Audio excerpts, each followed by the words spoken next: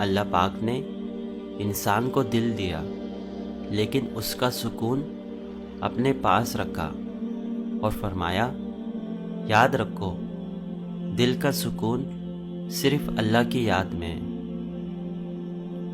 اللہ سے رجوع کرنے میں دیر نہ کرو، بے شک اس نے عرش الہی پر تحریر لکھ دی ہے کہ میری رحمت میرے غضب پر حاوی ہے۔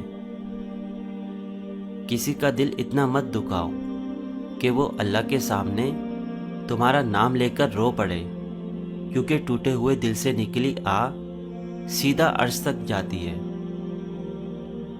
اللہ کی 4 رحمتیں جو انسان سے برداشت نہیں ہوتی: بیٹی، مہمان، بارش، بیماری۔ اللہ کے 4 عذاب جو انسان خوشی سے قبول کر لیتا ہے: جہیز، سود، غیبت، جھوٹ۔ اللہ کبھی بھی دوسرے دروازے کھولے بغیر پہلا دروازہ بند نہیں کرتا۔ جب تمہیں اللہ کا ذکر سننا اچھا لگنے لگے تو جان لو کہ تمہیں اللہ سے اور اللہ کو تم سے محبت ہو گئی ہے۔ دنیا میں سب سے زیادہ مطمئن لوگ وہ ہیں جو اپنے تمام مسائل اللہ کے سپرد کر دیتے ہیں۔ لہجے کی سختی دل کی سختی سے منسلک ہے۔ دل کی سختی اللہ سے دوری کی دلیل ہے، اور جو اللہ کا مقرب نہیں وہ مخلوق کا مقرب نہیں ہو سکتا۔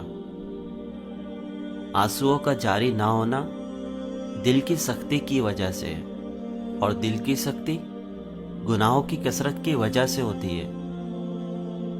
سچائی اور نیکی کا راستہ دشوار ضرور ہے، لیکن منزل بہت خوبصورت ہے۔ برائی کا راستہ بہت آسان ہے، لیکن منزل تباہی ہے۔ انسان کے 3 حصے ہیں، ان میں سے ایک حصہ اللہ کا ہے، ایک حصہ اپنا ہے، ایک حصہ کیڑوں کا ہے۔ جو حصہ اللہ کا ہے وہ روح ہے، جو حصہ اپنا ہے وہ عمل ہے، جو حصہ کیڑوں کا ہے وہ جسم ہے۔